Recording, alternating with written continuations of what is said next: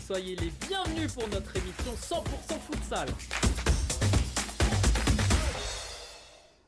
Bonsoir à toutes, bonsoir à tous, soyez les bienvenus pour notre nouvelle émission 100% futsal. C'est déjà la 16e en ce lundi 26 février et je vous propose tout de suite de voir le sommaire de cette émission qui n'a pas évolué. Évidemment, c'est toujours le même avec le débrief de cette journée. Il s'est passé pas mal de choses encore. Les temps forts, tout ce qu'il ne fallait pas manquer, l'interview avec l'invité, les quiz, les classements de la D1, de la D2, les classements buteurs, passeurs et enfin un focus sur la première journée qui se jouera d'ailleurs dès ce week-end. N'oubliez pas de scanner l'application Futsal Zone si ce n'est pas encore fait. Voilà, vous êtes chaque semaine toujours de plus en plus nombreux à venir sur l'application, c'est bien.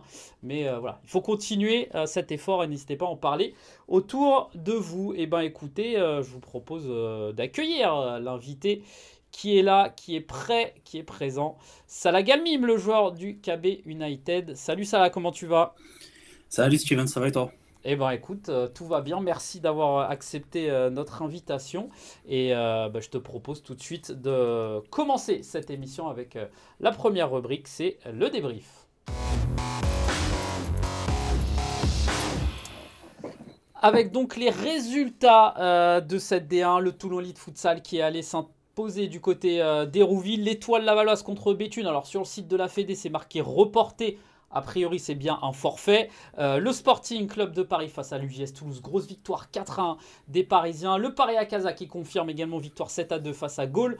Nantes qui fait le carton de cette journée face à Kingersheim 11-3. Et enfin, le dernier match, c'était dimanche, l'AC Ajaccio qui a été battu à domicile par le Kremlin Bicêtre United. Et justement, c'est le match qu'on va un petit peu disséquer ensemble. Salah, alors tu n'étais pas du déplacement, mais évidemment c'est ton équipe avec des coéquipiers que tu connais bien.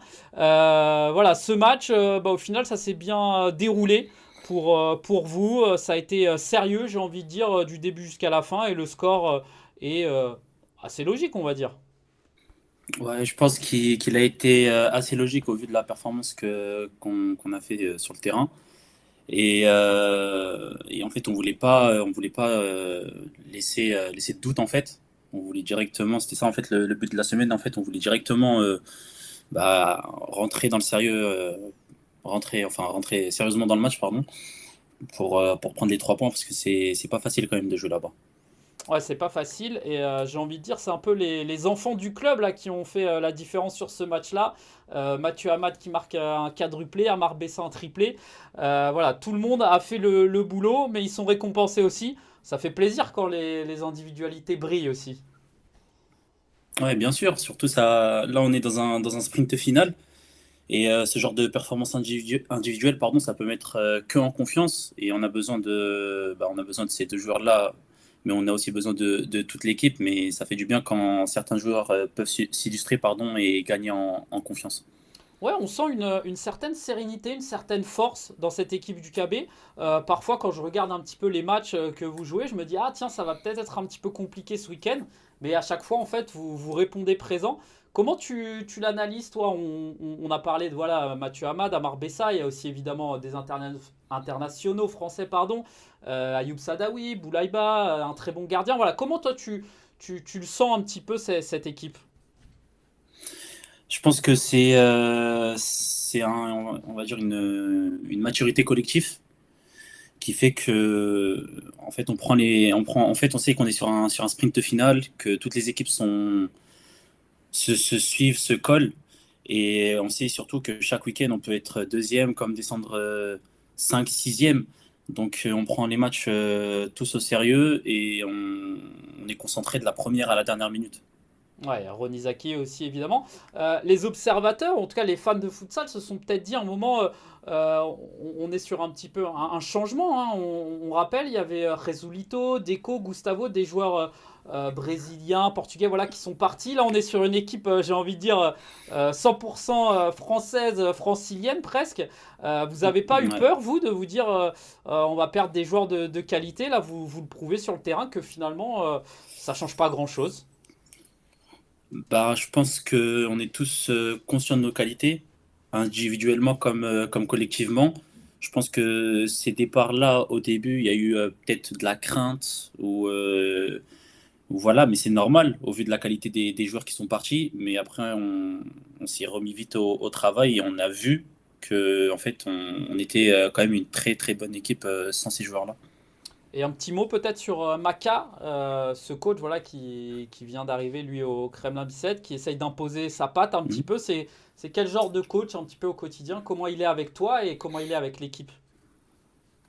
Bah, il est, comment dirais-je? Non, il est cool. Il est cool. C'est un très bon coach. Il essaie surtout de nous donner sa vision de voir les choses, son style de jeu. Il est très perfectionniste sur certains détails. Et franchement, c'est un coach, c'est un super coach. Est-ce que vous avez l'impression aussi peut-être collectivement voilà, de bien comprendre ce qu'il essaye de mettre en place? On le sait, c'est jamais facile quand on arrive dans un Mhm, nouveau pays, dans un nouveau championnat. Au début, c'était peut-être pas évident. Il y avait des joueurs qui mhm. pouvaient être frustrés. Mais voilà, on sent que tout rentre dans l'ordre et que justement dans le sprint final, Mm. ça va peut-être être important tout ça. Je pense que, comme tu l'as dit, en fait, là, on est dans un sprint final. Je pense que tous les états d'âme, tu vois, le fait d'être frustré, etc. Je pense qu'on met tout ça de côté et qu'on pense d'abord à l'équipe. Parce que vraiment, comme je t'ai dit tout à l'heure, on perd un match, tu peux descendre sixième. Au final, t'es plus dans les playoffs. Ça sert à rien de faire toute l'année dans les quatre premières places si au final, t'es pas dedans, tu vois. Ok, très bien. Et en tout cas, une grosse pensée aussi pour Eddie Bolly, hein, qui s'est fait une Ouais, grosse blessure a priori au tendon d'Achille. Voilà, on lui souhaite bon rétablissement. un bon rétablissement. Voilà, Eddie Bolly qui va manquer évidemment. Mais donc le KB qui va faire partie évidemment des gros prétendants à ces playoffs. On va voir la suite.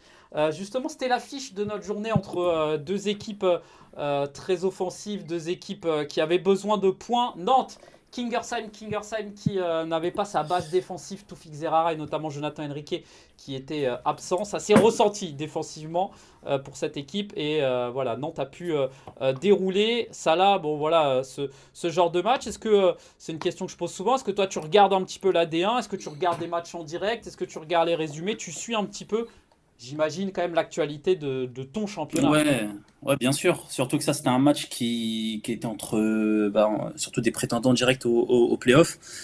Euh, ouais, je l'ai suivi le match, pas avec une grande attention, justement pas, mais j'ai regardé tous les buts, j'ai regardé le résumé, et c'est vrai que cette équipe de Kingersheim, elle était pas mal affaiblie, mais Nantes en face, ils ont fait le boulot, ils l'ont bien fait. Ouais, Nantes qui se replace bien, on le verra aussi au classement avec. Alors ça a été un petit peu la journée des individualités. On parlait notamment voilà, d'Amar Bessa, Mathieu Hamad du côté du KB United. Pour Nantes, quintuplé de Steve Bendali, Michael De Sandrade qui a été énorme aussi, Francis Lococa, deux passes décisives, Gora Diop un doublé. Bon voilà, tout le monde en a un petit peu profité.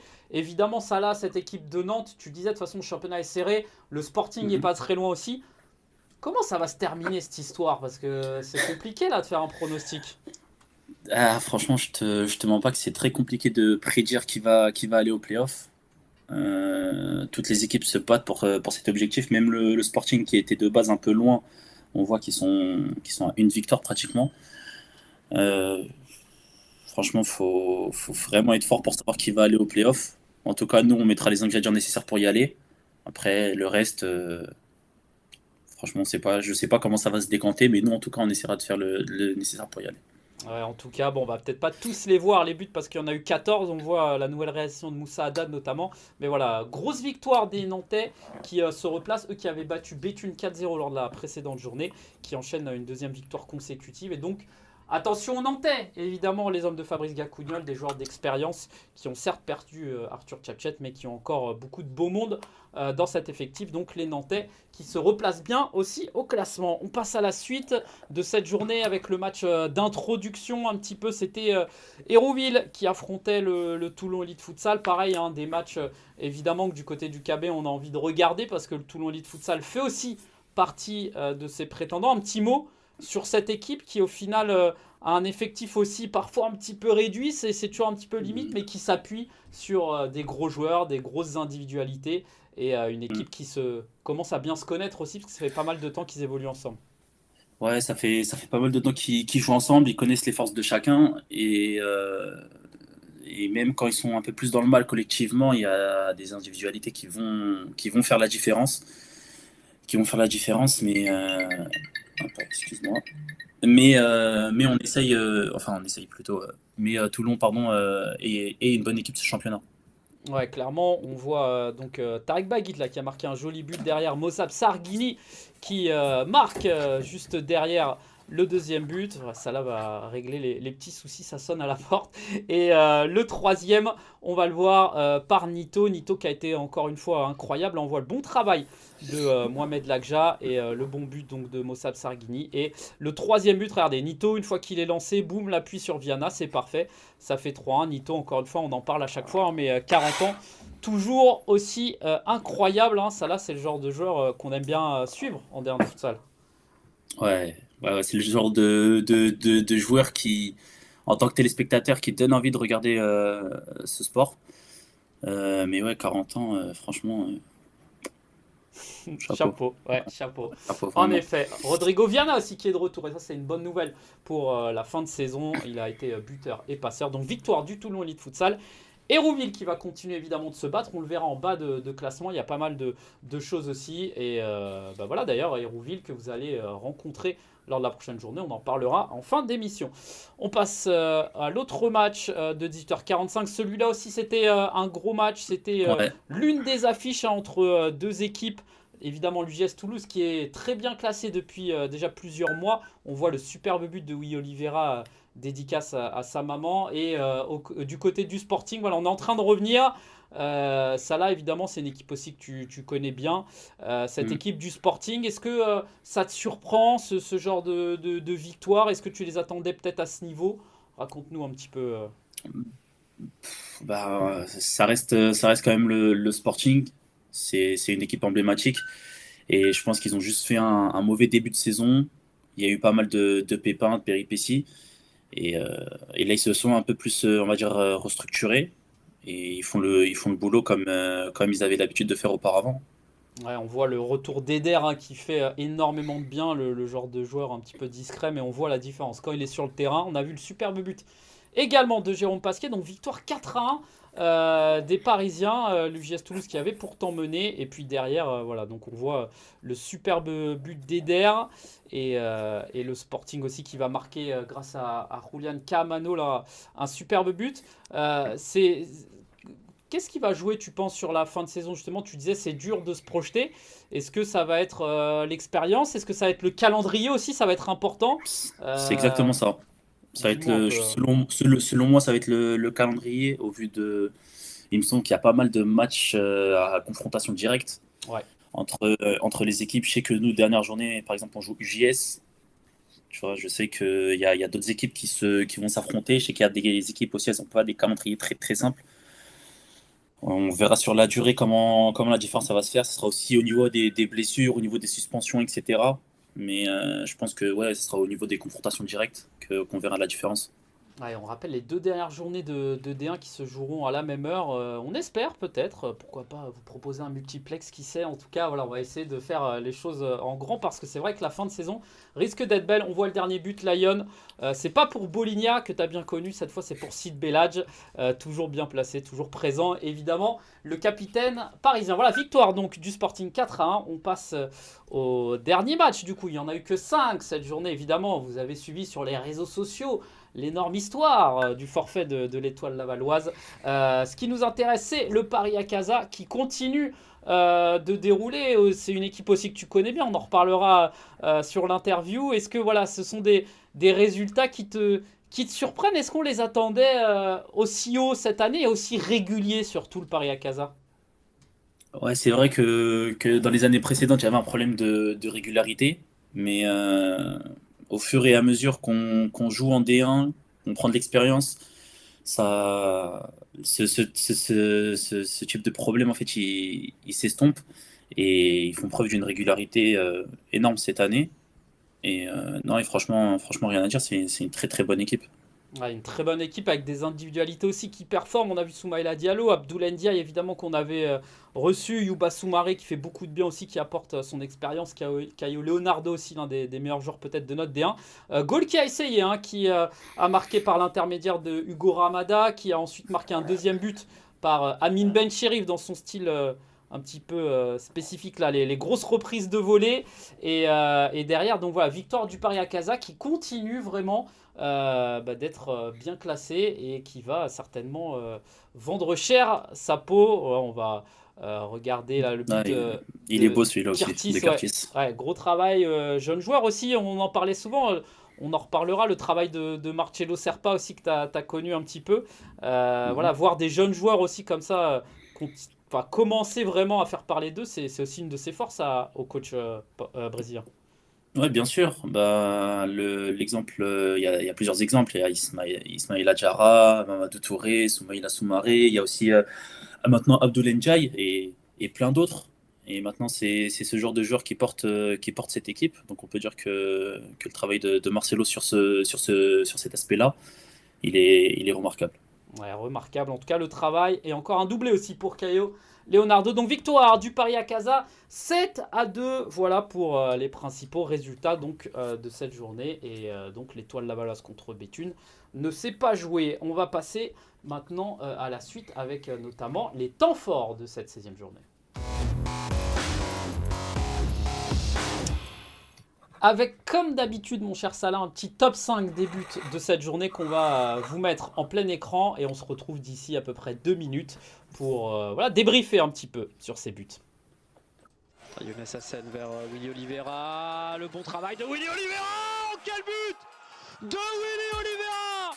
Il est venu transpercer la lucarne. On va le revoir, regardez le travail. Long de la ligne derrière. Boum, le pointu. Il va essayer de s'appuyer avec Morgade, le 1 de Moginho. Oh, quel but! Super, Moginho qui réduit la marque. Ça fait 6 buts à 1 d'Oscar Morgadé. 9e but de la saison pour Moginho. Regardez, boum. C'est sous la barre, le Coca qui peut rien faire. Ça part très vite. Ballon intéressant pour les Parisiens désormais qui vont pouvoir marquer le 3e but. C'est Yoba Soumaré qui vient marquer le 3e but parisien. Et ils viennent confirmer avec ce 3e but cette superbe combinaison. Fabrizio qui... Ouais, c'est un bon corner en tout cas qui va être joué là. Ouh, Issam Hassen, Kamano, attention on a glissé, Kamano, le grand pont, Kamano. Oh là là, quel but de Roulian Kamano! L'énorme travail de l'Argentin. Regardez, Kamano, là ça glisse derrière. Hop là, le grand pont, c'est parfait. Et le pointu pour tromper Timo Garros. Et là, regardez, Willy Oliveira qui s'énerve un petit peu. Voilà, on parlait autour de vous et on est très reconnaissant de tous ceux qui le font. Attention, Michael de Sandra, l'ouverture du score du Nantes Métropole Futsal. Regardez, on va le revoir, le Coca, c'est superbe, contrôle magnifique et derrière... Voilà donc pour le top 5 des buts. Un petit préféré peut-être dans cette collection-là, Salah? Ouais, moi, c'est le premier que je préfère, celui de Willy Oliveira. Ouais, Ouais, celui que je préfère. très joli but, malheureusement entaché d'un carton rouge ensuite, mais voilà, Willy Oliveira qui a l'habitude des très jolis buts. Et on lui passe le coucou. On passe au 5 de la semaine. Pas évident, il y a eu beaucoup d'individualités qui se sont montrées.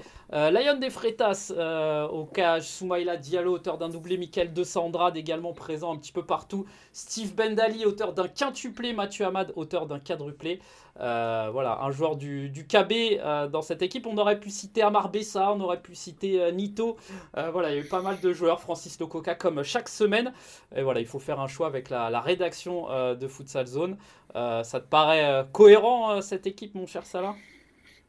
Bah, après, je te mens pas que comme je t'ai dit, j'ai pas trop bien vu le match de Nantes. Mais par exemple, le match du KB, bien sûr que Mathieu, c'est amplement mérité. J'ai regardé aussi celui d'Akaza, Soumaïla Diallo, c'est amplement mérité. Et même le match de Lyon contre Toulouse, il est vraiment pas mal.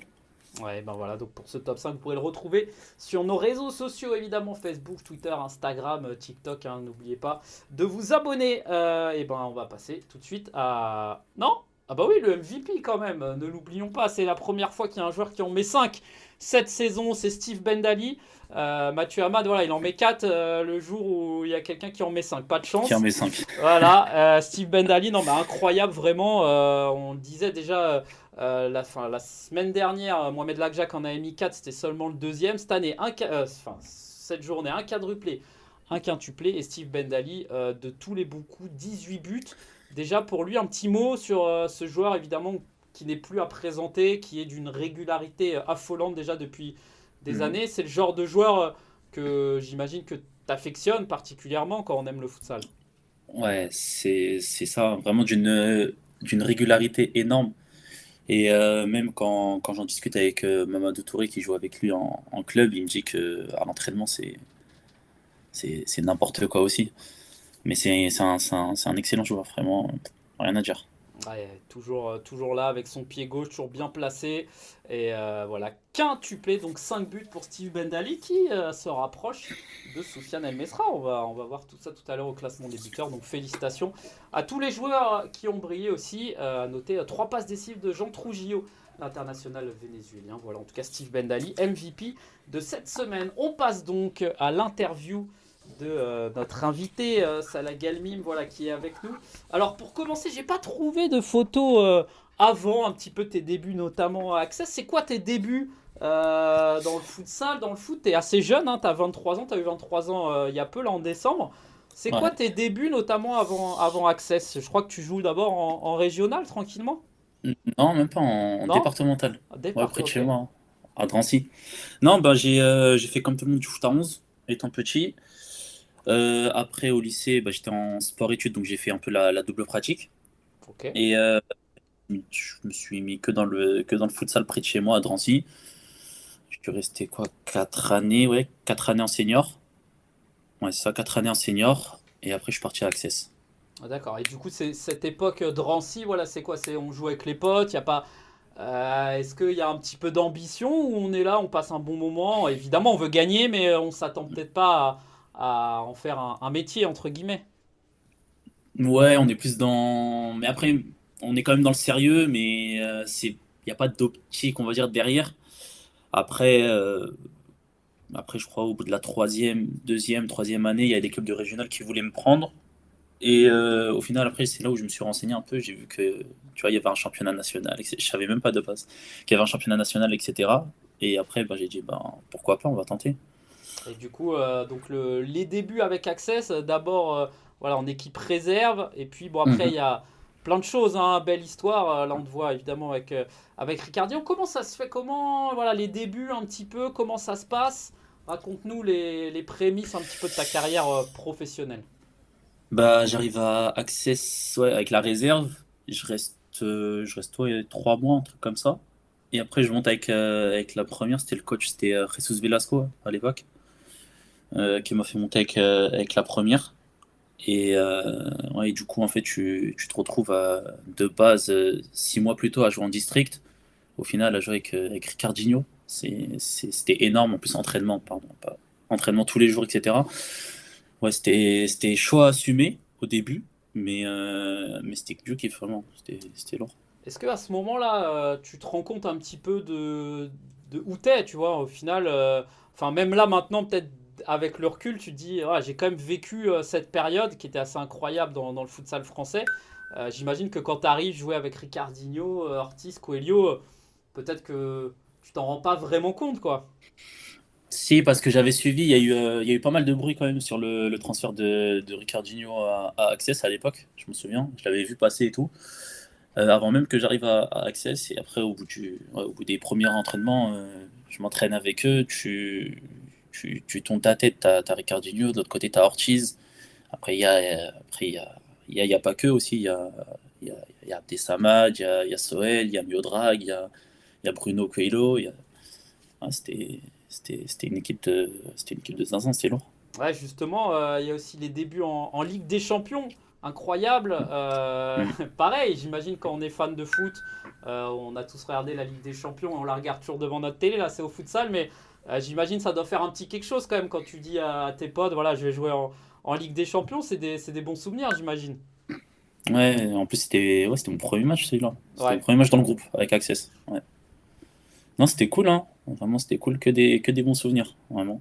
Et voilà, justement, t'en parlais de cette équipe-là, quand on la voit tout à l'heure, enfin, ce matin en préparant l'émission, je me suis dit, ouais, quand même, c'est vrai que quand on voit les profils, sur cette première année là, de Ligue des Champions, vous sortez face au Barça, un gros match. une défaite très serrée. Est-ce que, quand on voit cette équipe, on se dit c'est une des meilleures équipes en France certainement qui a existé, mais même peut-être d'Europe, quoi. Est-ce que vous n'auriez pas pu aller encore un peu plus loin? Est-ce qu'il n'y a pas de frustration, même si c'est au final sortir contre le Barça, ça reste logique entre guillemets? Bah, surtout au vu de la physionomie du match, vraiment, il y avait de la place. Il y avait la place pour aller en quart et potentiellement pour gagner la Ligue des Champions. Mais après, ça se joue à des détails. Il faut aussi qu'il y ait de l'expérience. Qu'il y ait de l'expérience. Et à ce moment-là, ce genre de match, je pense pas que tout le monde l'avait, cette expérience-là. Mais au final, ça a servi d'apprentissage. Et la saison d'après, ça a été encore plus haut. Mais c'est vrai que ce match contre le Barça, quand même, c'était quelque chose de fou. Voilà, donc il y a cette première année à Access avec évidemment le titre de champion de France, le plus beau. On voit cette coupe, c'est beau quand même d'être champion de France. J'imagine c'est des bons souvenirs, tout ça, cette période. Voilà, vous aviez survolé aussi ce championnat, même si à l'époque, je crois, Non, il y Mouveau avait avait. Mouveau. Ouais, Mouveau, voilà, mais quand même, vous avez embêté quand même un petit peu. Je me suis un peu emballé. C'est vrai que Mouveau a fait une grosse saison cette année-là. Mais voilà, au final, le titre, champion de France. Il n'y a rien de plus beau, quoi. Ouais, mais bon, après, dans mon cas, c'était juste un match, tu vois. Ouais. C'était pas énorme. Ça fait un titre, mais c'est pas, tu vois, c'est pas un titre. C'est un titre, mais c'est pas un titre. Mais après, c'est vrai que même le fait de venir tous les jours, de s'entraîner, etc. et tout. En plus, ouais, c'était une bonne saison, vraiment, c'était une bonne saison. Avec Ouais, le titre à la fin, c'est. c'était. C'est quand même un titre, hein. Et puis voilà, bon, il y a cette deuxième saison. Évidemment, on connaît hein, l'histoire d'Access. Voilà, on repart en D2, c'est très compliqué. C'est aussi Hmm. peut-être la saison, toi, où enfin, voilà, tu t'es révélé, entre guillemets. Enfin, voilà, tu as beaucoup joué avec un autre coach. Ça a été une Ouais, année quand même différente pour toi, avec bon, des adversaires aussi différents, mais j'imagine qu'elle a été peut-être autant formatrice. ouais, bien sûr. Bien sûr, on va dire que la première année, on était plus sur de l'observation. Et la deuxième année, on était sur le terrain, même si c'est vrai que, sans vouloir manquer de respect, que le niveau il était moindre et que l'équipe qu'on avait normalement devait jouer en D1. Mais c'est vrai que d'un point de vue personnel, cette année-là, elle était superbe. Ouais, on voit, donc là c'était en championnat et il y a eu aussi évidemment, t'en parlais, ce parcours incroyable. Si vous l'avez jamais vu, le reportage sur Canal+, rappelle-moi le nom, Salah, du reportage. Euh, je l'ai J'ai plus. pas C'était été futsal vérifié. Je me suis c'était dit, futsal, je me c'était suis dit futsal quelque Salah il est chose. dedans, il va s'en rappeler. Bon voilà. Non, Euh, c'était futsal, je sais plus. Bon, en tout cas, allez le voir, n'hésitez pas. Voilà, c'est un petit peu vraiment bien raconté. On voit Mamadou Touré, Moussa Diagouraga, on voit évidemment beaucoup de belles choses. Futsal Social Club, merci à Marie C'est qui est ça, là. c'est ça. Voilà, n'hésitez pas à les voir. Donc il y a ce championnat D2, puis il y a cette histoire voilà, incroyable qui vous emmène au Final Four, on va le voir. Raconte-nous, ça c'est des souvenirs aussi. Alors entre-temps, il y a des joueurs qui sont partis, les Marocains, Abdessan Mohamed, vous vous retrouvez avec des jeunes joueurs, on voit Oumani Dembélé, Amouja Soukouna, et au final, voilà, Final Four, est-ce que c'est un de tes souvenirs les plus forts de ta carrière? Raconte-nous un petit peu Bah, l'ambiance, l'expérience, ça doit être incroyable à vivre. ouais, franchement, c'est la meilleure expérience vraiment, et de loin. Et de loin, c'est quelque chose d'incroyable d'être parmi les quatre meilleures équipes d'Europe. Et le fait d'être dans une compétition aussi serrée contre de telles équipes, c'est quelque chose qu'on n'imagine même pas. Et c'était exceptionnel. Vraiment, c'était exceptionnel comme expérience. On était un groupe vraiment soudé. On était lucide aussi sur notre effectif. Mais on a joué notre carte à fond et on n'a pas eu, au final, on n'a pas à rougir de là-bas. Ouais, et puis on te voit buteur aussi face au Sporting. Là, j'ai Ouais. regardé ce matin le résumé. Victoire 6-2 des Portugais. Mais voilà, vous aviez fait jeu égal au final. Et puis un petit but en Ligue des Champions au Final Four, c'est un bon souvenir. Ouais, bien sûr. Ouais, c'est un moment inoubliable, hein. Vraiment, c'est un moment inoubliable. C'est c'est le meilleur moment que j'ai passé sur un terrain. Vraiment, ouais, c'est exceptionnel. Et comment on la gère quand même cette année? Parce qu'on le sait, elle est compliquée, il y a beaucoup de discussions en coulisses avec le président. Voilà, il y a des joueurs qui partent, il y a des joueurs qui sont pas contents. Comment vous avez fait pour rester quand même soudés et unis? Parce que, en fait, on était tous ensemble, on était tous dans le même bateau et on voulait pas en fait se tirer, enfin se tirer se mettre des bâtons dans les ronds, pardon, tout seul.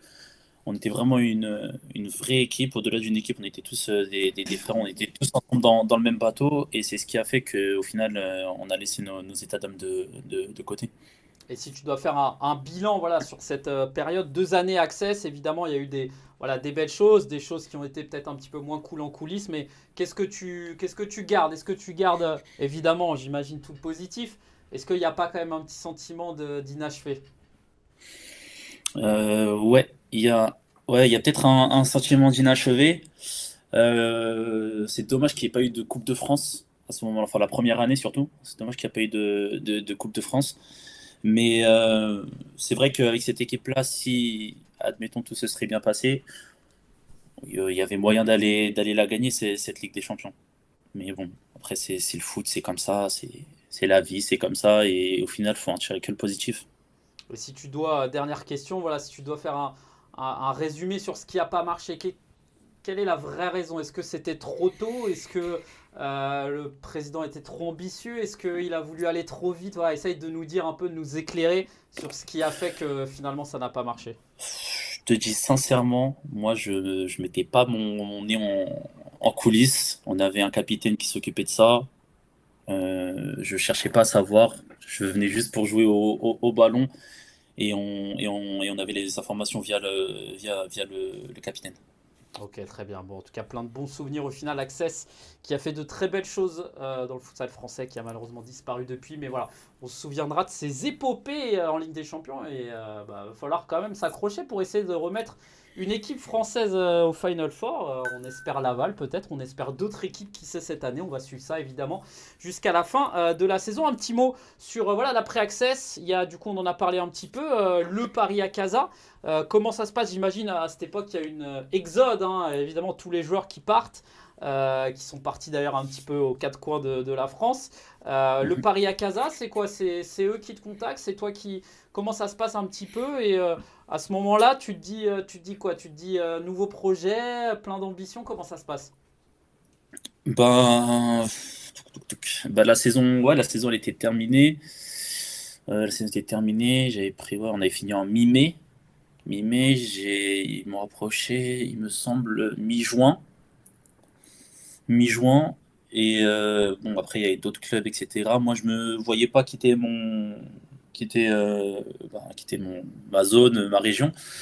Donc, et en plus, c'était un club qui était ambitieux, qui formait surtout bien les jeunes. Donc, je me suis dit que c'était bien pour moi, que ça allait m'aider. Marcelo, il était réputé. Je connaissais, comme je t'ai dit tout à l'heure, Souma, Isma, etc. Donc, je me suis dit, c'est parfait, je vais y aller là-bas. Et voilà. Et du coup, quel bilan tu fais de cette saison voilà, qui a peut-être pas été à la hauteur de tes attentes? Au final, c'est quoi? C'est une saison, j'imagine, de toute façon, on apprend toujours des moments compliqués. Comment tu le... Voilà, qu'est-ce qui a fait que bah, ça l'a peut-être pas fait autant que tu aurais aimé et que t'es pas resté dans ce club un peu plus longtemps? Je pense que tout d'abord, c'est moi, je pense. Parce que c'est bien facile d'accuser tout le temps les autres, mais je pense que dans un premier temps, c'est moi. Tu vois, je me suis blessé deux, trois fois là-bas, ce qui m'a fait rater des matchs. Et au final, quand une équipe elle tourne, il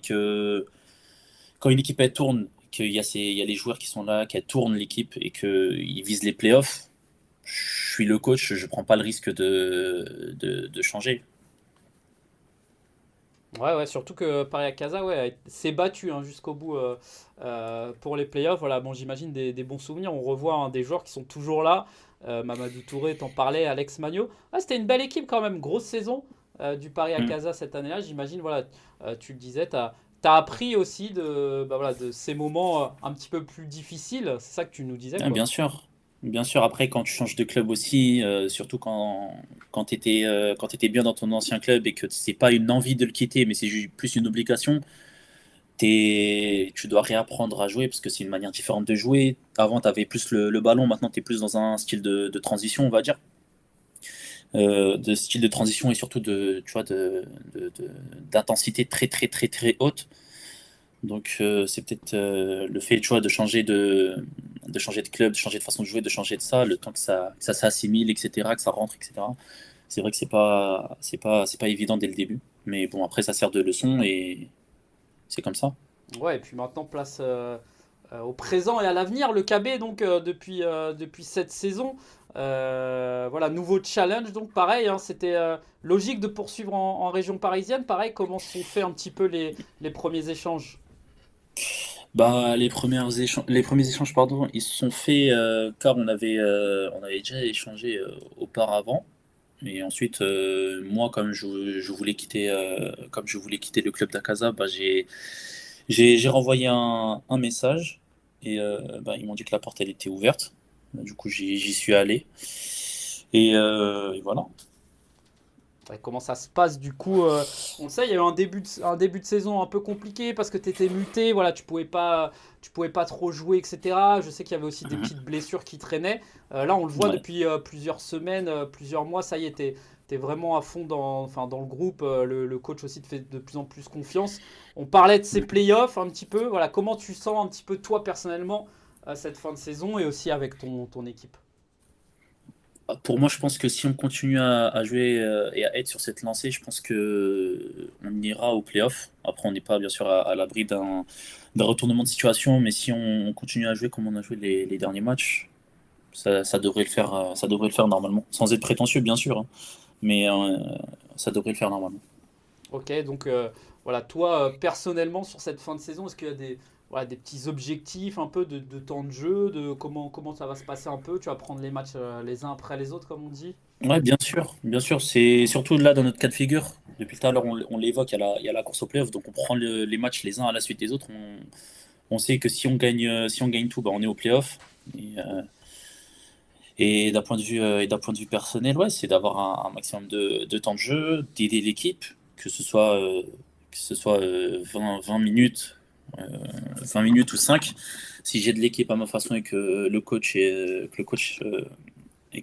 content et qu'au final on gagne, ça me va. Mais après, c'est sûr qu'on est des compétiteurs même. On doit penser à l'équipe d'abord, mais après on pense aussi à soi. Et c'est vrai que si je pouvais, pardon, marquer, ça serait cool. Ok, très bien. Bon, on va suivre ça évidemment. Il reste 6 matchs. Il y a la Coupe aussi nationale de futsal où le KB est toujours inscrit, entre guillemets. Donc voilà, il va y avoir un petit peu tous les tableaux. On va suivre ça. Dernière petite séquence quand même, l'équipe de France, on est obligé d'en parler parce que il y a eu des bons moments aussi. Là, on voit Ouais. voilà, des joueurs qu'on connaît bien, évidemment. On voit Nathan Melen qui est parti en Suisse, Amin Ben Chirif. Awes Bedga, enfin, il y a d'autres joueurs aussi qui sont partis maintenant sélection algérienne, Ben Chirif notamment et Si Chaïb. Je crois que c'est Théo Reynaud aussi tout à gauche. Bon, parle-nous un petit peu voilà, cette période. Il y a eu d'abord les U21, hein, c'est ça, et puis les Ouais. U23. Qu'est-ce que ça fait voilà, de porter ce maillot bleu? Est-ce que ça te fait toujours une petite fierté un petit peu particulière? Raconte-nous un petit peu ces Ouais, matchs, le niveau international. ouais, bien sûr que c'est une fierté, surtout la première fois. Euh, après, euh, après ben, on joue en club, on essaie d'être performant en club justement pour être en sélection. Et après, c'est une récompense aussi de notre travail en club. Mais ouais, c'est vrai que c'est quand même quelque chose de porter son maillot. Est-ce que tu sens une différence même entre guillemets sur du futsal plutôt de jeunes au niveau de, Mhm. voilà, de l'intensité, au niveau est-ce que voilà, tu te dis je suis dans le futsal international face à d'autres jeunes joueurs qui sont vraiment les meilleurs de leur pays? Ouais, bien sûr, comment dirais-je, bah, on voit le niveau international tout simplement. Par exemple, le match du Japon, quand on Ouais. était en U23, et c'était vraiment, vraiment très fort. Le match du Maroc aussi, c'était très fort, très dynamique, avec beaucoup d'intensité. Mais après, ça reste quand même des expériences. C'est toujours des choses qu'on garde en soi et qu'on engrange, surtout de l'expérience pour des éventuelles prochaines échéances, pardon. que ce soit pour l'équipe de France, pour certains, la A ou pour le club. Ouais. Et est-ce que, voilà, c'est peut-être un peu prématuré en ce moment, mais est-ce que voilà, l'équipe de France, ça reste dans un coin de ta tête? L'équipe de France plutôt A, on sait que c'est compliqué d'y arriver, mais voilà, Mm. le groupe est toujours ouvert. Est-ce que, voilà, quand même, tu te dis, bah, pourquoi pas aller tester un jour cette équipe A? Ouais, voilà, exactement. Après, faut être aussi ambitieux, mais aussi faut être lucide, je pense. Pour le moment, en tout cas, c'est pas le cas, tu vois. Mais en termes plus tard, tu vois, à moyen terme, long terme, pourquoi pas y aller? Enfin, pourquoi pas y aller? Ça serait cool d'y aller plutôt, d'aller en A. Ça serait quand même comment dirais-je, ça serait quand même une consécration, on va dire, d'être en A.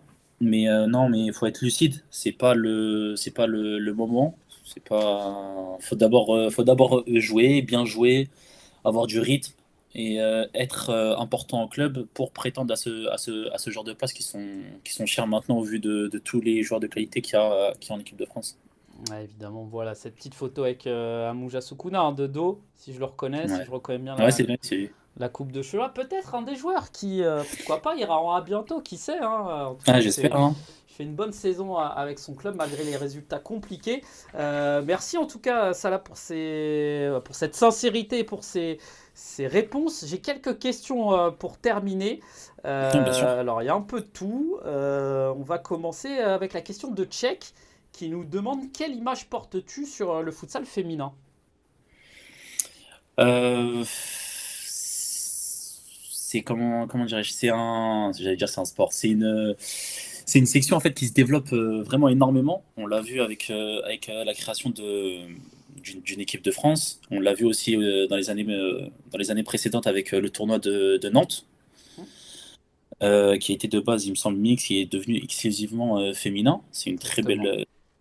chose pour toutes les filles qui pratiquent ce sport, à l'image du football traditionnel, on va dire, féminin, qui prend de plus en plus de place. Ben, je pense que c'est très bien pour le futsal comment dirais-je, que les filles soient mises en avant. C'est quelque chose de très bien.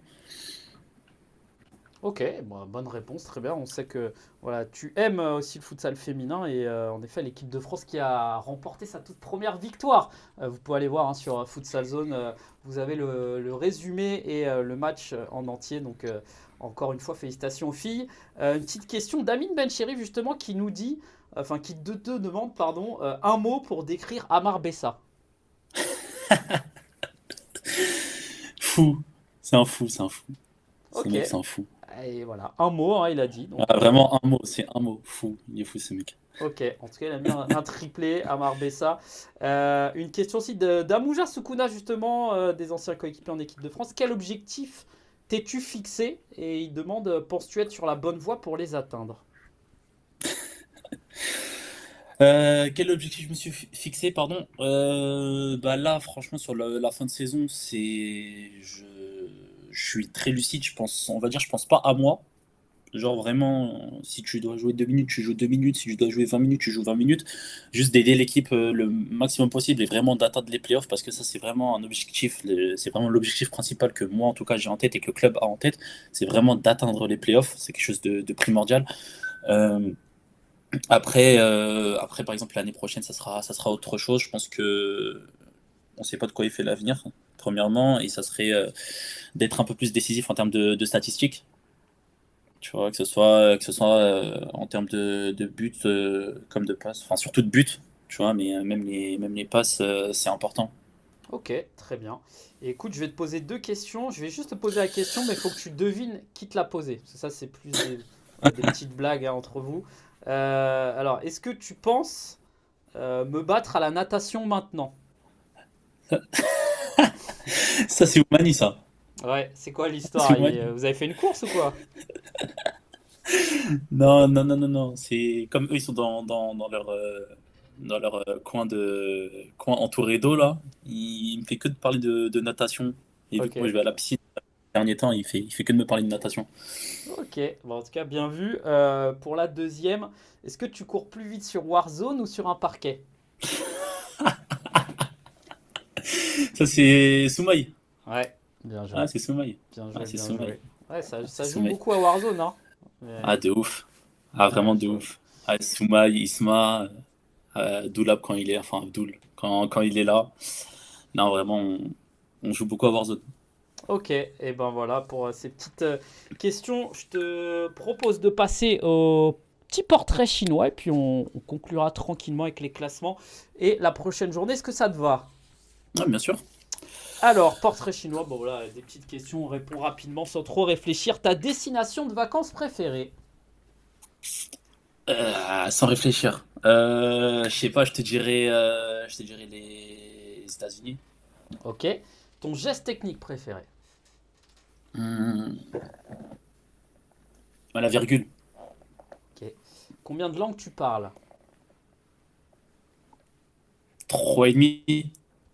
Ok. C'est quoi le ennemi? Ah, c'est l'espagnol. Il est en, Ok. Ok. En là, travail. il est en cours alternatif. Ok. Ton sport préféré, autre que le futsal? Le foot ou enfin le basket, j'aime bien aussi. Ok. Ton sportif préféré? Messi. Ok. Un super pouvoir, lequel ce serait? Si tu pouvais choisir. Ouais, je pense courir super vite. Ok. Bon, ça va, c'est déjà pas mal ça. Non, Non? ouais, non. Non, vraiment super pouvoir. Ok, ok. Bon, ça Ouais, pourrait vraiment servir en super effet. vite. Après, le futsal, c'est Ah, petit, hein. T'aurais peut-être pas la place, hein. ouais, mais bon, il y a des joueurs qui courent super vite. On se demande comment ils font. C'est Ouais, petit c'est quand vrai. même. C'est vrai, c'est vrai. Une qualité. De l'empathie. Ok. Si tu pouvais dîner avec quelqu'un. Dîner avec quelqu'un? Ouais. Henri. Thierry Henry. Ok. Ah, ça serait intéressant, on aura des bonnes discussions. Ton joueur de futsal préféré? Joueur de futsal préféré? Euh, ta, ta, ta. Ryan, il se reconnaîtra. Ok. Ton repas préféré avant les matchs? Euh, un petit déj, c'est tout, hein. Un petit café viennois, deux tartines de pain, et après on mange pas le midi, et c'est bon. Ok, c'est précis. Ton dessin animé préféré? Rick et Morty. Ok. Et enfin, le meilleur conseil qu'on t'ait donné dans la vie? Ne fais pas aux autres ce que t'aimerais pas qu'on te fasse. Ouais, c'est ça. Ouais, fais pas aux autres ce Ok. que t'aimerais pas qu'on te fasse. Ok, c'est noté, c'est un bon conseil. Je le dis à ma fille, hein, tu vois, c'est un bon conseil dès le plus jeune âge. Merci en tout cas, Salah, évidemment, pour voilà, donc cette sincérité. Je te propose de passer donc maintenant au classement. Parce que on parle depuis tout à l'heure, on parle, mais il nous faut du concret, parce que vous le voyez, c'est très, très, très serré, avec évidemment l'Étoile Lavalloise qui semble avoir déjà validé sa place au play-off. Mais derrière, le Paris Casa 29 points, le KB 27, Toulon 27, Toulouse 26, Kingersheim 24, Nantes, Sporting, même peut-être Gaulle, pourquoi pas, même Hérouville. Non, bon, ça va peut-être être un peu plus compliqué, mais en tout cas, voilà, jusqu'à Sporting à peu près, ça va se battre jusqu'au bout. Hmm. On en a parlé, hein, voilà, les 4 places, elles sont importantes, évidemment. Et bah voilà, le KB va essayer de tout faire. Est-ce que tu serais chaud de nous faire un petit pronostic sur les 4 clubs qui pourraient y être? Il y en a qu'un seul, enfin, il y en a qu'un seul. Il y en a un déjà, on l'enlève, c'est Laval. Il Ouais, reste 3 places pour 7 clubs. C'est énorme. Il reste 3 places pour 7 clubs. Je te dirais le KB. ok, Après, je te mens pas que j'ai pas envie de me mouiller, parce qu'il y a du monde que je connais dans un peu tous les clubs. ok. Mais, ouais, je pense peut-être à Casa et peut-être Nantes. Ok, ah, une grosse cote peut-être, Nantes, qui est qu'à 4 points hein, au final, on voit, c'est très très serré, même Même le le Sporting. Sporting, Hein. même Ouais, le Sporting, vraiment, vraiment, tu peux pas faire de prono. Même le Sporting, ils sont à 21, ils sont à 6, ouais, à combien? Ouais, ils sont à 6 points. ah, c'est ça, Ils ouais, sont à deux 6 points, victoires. Ouais. il y aura des confrontations directes entre eux et Akaza, eux et Toulon. C'est vraiment, faut être devin pour savoir qui va aller au playoff. Vraiment, c'est chaud. Ça va être très serré en effet. Et derrière aussi, on le voit. Alors là, c'est Ajaccio qui a encore perdu, malheureusement pour les Corses, qui reste bloqué à 7 points. Béthune qui devrait, en toute logique, avoir 13 points. C'est pas encore officiel. On sait qu'à chaque fois, c'est toujours très très long, les passages en commission, etc. Mais Béthune devrait avoir 13 points. Et Hérouville 14, Gaulle 16. Voilà, il y a peut-être 4 équipes qui vont être en difficulté pour 2 places. On va suivre ça évidemment. Il y aura aussi cette lutte pour le maintien qui risque d'être intéressante à suivre. Le classement des buteurs, pendant longtemps, on s'est dit que Soufiane El Mesra allait pour la 2e fois consécutive remporter ce titre, mais Steve Bendali est sorti voilà, de son chapeau. 5 buts, donc on le disait, 18 buts pour lui, derrière Sid Belhadj qui a marqué également, Caio Leonardo, Soumaïla Diallo, Rodrigo Viana. Salah, tu penses que Soufiane El Mesra va pouvoir garder son titre une année de plus? Euh, ouais, en fait, c'est un peu faussé cette semaine. Après, ça n'enlève en rien la grosse performance de Steve, mais ils n'ont pas joué du coup Laval. Donc ça fausse un peu aussi le classement. Après, ouais, je pense que Soufiane va conserver son titre de meilleur buteur. Ok, bah voilà, tu le connais bien évidemment, Soufiane. En plus, tu as joué avec lui. Il est incroyable depuis 2 saisons là qu'il est à Laval, meilleur joueur l'année dernière, meilleur buteur et encore meilleur buteur. Mais attention derrière, voilà, il y a du monde, pourquoi pas Steve Bendali, Mathéus, Belhadj, Abdesamad, il y a encore beaucoup de beaux mondes. Le passeur, par contre là, il y a un joli écart aussi. Moussa Haddad, 20 passes décisives. Boulaïba qui en a fait 3 ce week-end, qui a été énorme Ouais. aussi, 13 derrière. Et puis voilà, Bilal Bakali, Abdesamad Mohamed, Ismaël Diarra, t'en parlais tout à l'heure, Sid Belhadj, Morgade, Ahmed Kadi, Caio Leonardo, Younes Hassen. Moussa Haddad bien parti aussi pour aller remporter ce trophée du meilleur passeur. Bah, ça, c'est dur de faire des passes D. Et lui, ouais, il en fait énormément. Il en fait énormément. Mais c'est impressionnant quand même, 20 passes décisives en 10 matchs, en Alors 16 16 matchs, matchs. ouais. 16 matchs, ouais, pardon, 16 matchs. Ah, c'est fort quand même, hein. Ouais, j'ai sorti un petit post ce matin, une story, j'avais regardé sur mon petit fichier. Je crois que c'était 15 passes décisives en 9 matchs, série en cours, hein, comme Soufiane El Mesrar d'ailleurs. Ça fait 9 matchs consécutifs que Soufiane marque ou que Moussa fait des passes décisives. Donc assez incroyable. Et attention derrière, Boulaïba, Bakali, voilà, du beau monde aussi. On suivra ça jusqu'à la fin. Un petit mot sur le classement de la D2 aussi, parce que y a quelques informations importantes à noter, notamment du côté de la poule A avec l'AS Avion qui, ça y est, a fait un petit peu l'écart, on va dire, qui a profité des mauvais résultats de ses principaux concurrents et qui a donc pas mal de points d'avance maintenant alors qu'il reste quelques journées. L'AS Avion, c'est un club que tu avais peut-être affronté en D2, ça te parle? Ouais, ouais, Un petit ouais, mot, ouais, peut-être ouais. tu connais un petit peu, tu les Je suis. non, je connais personne là-bas. Je suis pas, enfin, je suis la D2 parce que je connais des gens dans d'autres clubs. Mais non, Avion, je connais pas. Mais s'ils ont réussi à mettre autant de points, c'est que c'est une bonne équipe. Ouais, bonne équipe, mais attention, on sait, jusqu'au bout, la D2 c'est très serré, mais voilà, l'AS Avion qui pour l'instant a fait quand même un bel écart, hein, 7 points d'avance sur Marcouville. On va suivre ça, est-ce que Marcouville va pouvoir remonter et faire l'ascenseur à suivre? Et puis sur la poule B aussi, c'est toujours Garth Gibson qui est en tête, mais qui a 2 matchs de plus que Montpellier Méditerranée. Ça va être compliqué, Montpellier qui va jouer, je crois, d'ailleurs cette semaine en match en retard. Voilà, on va suivre, mais ça va certainement se jouer entre ces deux équipes. Évidemment, quand on parle de futsal, Garges, ça te parle aussi, ça, la club Ouais, bien emblématique. sûr, bien sûr, bien sûr. Non, c'est un club emblématique, pardon, du championnat de France. C'est dommage pour la D1 que cette équipe soit en D2 au vu de l'histoire qu'elle a. Mais en plus, j'ai pas mal d'amis là-bas, donc j'espère qu'ils vont remonter assez vite. Et ben, on leur souhaite en tout cas. Ça va être compliqué, il y a du beau monde derrière. Voilà, Fastat aussi qui a un match en retard. On va suivre évidemment la D2 jusqu'au bout de cette fin de saison. Et on passe à la dernière rubrique, c'est la prochaine journée. Avec donc la programmation. Tu le disais, ça là, c'est vrai que c'est ça, hein, je pense qu'il va vraiment être important, les confrontations directes. On le voit par exemple, Kingersheim qui a un calendrier difficile, qui a été à Nantes, qui va recevoir l'Étoile Lavalloise. Il y a un gros match également entre Toulon et le Paris à Casa. L'UJS Toulouse qui reçoit Nantes. Est-ce que ça va être un match un petit peu plus abordable, j'ai envie de dire, pour votre équipe, même si on sait évidemment qu'Hérouville, ça reste une équipe toujours compliquée à jouer. Est-ce que voilà, il n'y a pas un coup à faire aussi peut-être sur cette journée quand on voit peut-être 2 matchs entre 2 équipes qui vont jouer les playoffs? Non, je pense que au vu de notre état d'esprit, on n'est pas le genre d'équipe à se dire cette équipe-là elle est plus facile que l'autre, etc. On prend tous les matchs au sérieux, peu importe que ce soit en coupe ou peu importe que ce soit en championnat pour le coup. La preuve, ce week-end, on a rentré directement dans le match contre Ajaccio, qui est pourtant classé dernière. On les a respectés, on a joué notre jeu. Et je pense que ce week-end, on aura, ça c'est sûr et certain, le même état d'esprit. On va vouloir gagner plus que tout. Et on va respecter cette équipe d'Hérouville, qui est elle aussi sur de bons résultats, qui a battu le Paris à Casa, il me semble, la semaine dernière ou il y a 2 semaines, juste avant les Ouais. matchs de coupe.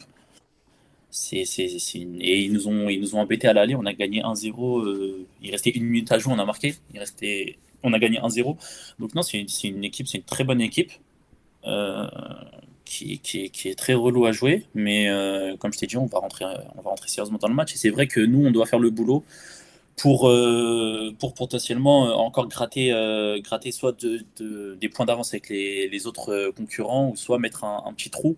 Parce qu'il y a UJS Nantes et Toulon à Casa qui va être déjà primordial pour les playoffs. Ouais, ça va être une grosse journée de futsal à suivre. Et puis il y a un match aussi, Béthune-Ajaccio, que je commenterai d'ailleurs. Celui-là, il va être pas mal sur la course au maintien. C'est peut-être vraiment la dernière chance pour Ajaccio. Ils doivent l'emporter. Et Béthune qui va essayer de prendre 3 points aussi qui pourraient être décisifs. On se retrouvera normalement lundi 4 mars avec, je dis bien normalement, Joy Mingolo, voilà, qui sera notre prochain invité, le joueur du Nantes Métropole. Si tout se passe bien, on sait c'est parfois compliqué. Mais là, normalement, ça devrait être bon. Un petit mot quand même sur l'affiche. Voilà, c'est toujours un petit peu compliqué de choisir un match spécifiquement. Mais voilà, 2 équipes du top 4 au Palais des Sports à Toulon. Ça va être un gros match entre ces 2 équipes. Donc à suivre. D'un côté Nito, de l'autre Caio Leonardo. Un petit pronostic. Bon, t'as le droit là, tu peux être chauvin. Non, franchement, il n'y a pas. Parce que vraiment, je peux pas mettre une pièce. Je peux pas mettre une pièce sur une des 2 équipes. Et je peux pas vraiment. On va dire aucune des 2 équipes m'arrange en termes de classement. S'ils font un nul, c'est très bien. Ok, donc match nul pour Salah pour ce match. Pour tout le club du KB, ils seront derrière l'écran. Et bah, de toute façon, on va y avoir le droit, hein, évidemment. Il y aura plein d'équipes qui vont encourager d'autres. C'est comme ça fait partie du C'est sport normal. aussi. C'est tout à fait normal. Mais en tout cas, voilà, ça sera un beau match. Donc à suivre en intégralité sur Futsal Zone. Soyez au rendez-vous samedi. Ça va être une très très grosse journée de D1 de futsal. Et ben, je te propose de terminer tranquillement cette émission avec un petit mot de l'invité. Voilà, c'est l'habitude, c'est ta petite chronique à toi. Fais-toi plaisir, voilà, si tu veux. Non, j'ai pas grand-chose à dire. Juste une petite dédicace pour mon gars Lafo. Une grosse dédicace. C'est un joueur de diamant qui suit pas mal, Futsal Zone. Une grosse dédicace à lui. Et, et voilà, hein. Pas grand-chose à dire, hein. Ok. Bon, bah, la dédicace est faite, il a de la chance, voilà, tu Ouais. lui as offert cette dédicace. Bah, on salue tout le club de Ouais. Diamant aussi qui travaille beaucoup, évidemment, on l'a vu avec les féminines, mais aussi avec les garçons. Bah écoute, merci beaucoup, Salah, c'était un très bon moment, merci de cette sincérité, merci de ces échanges, et donc bah voilà, on va te souhaiter une bonne fin de saison, encore plus de temps de jeu, des buts, et puis surtout, le plus important, la qualification au play-off Les pour le club du playoffs, KB. c'est ça. Nickel. Merci à toi, Steven, pour l'invitation. Ouais, c'était un plaisir partagé. Eh ben, merci à toi, Salah. Et donc, on va suivre évidemment samedi, donc 14h30, le premier match entre KB et Hérouville. Et on sera ensemble ensuite toute la journée. N'oubliez pas, ce soir sur la FFF TV, il y a un joli match entre l'équipe de France et le Portugal. U19, voilà, la nouvelle vague peut-être des futsaleurs français. Ça va être un beau match, ça sera à suivre à 21h sur les antennes de la FFF TV. Merci Salah, bonne semaine, bons entraînements et puis bon match samedi. Et puis à très vite, plein de bonnes choses. Merci, Steven. Allez, merci à tous, passez une excellente soirée et on se retrouve donc très vite sur les antennes de Futsal Zone. Ciao, ciao, à très vite.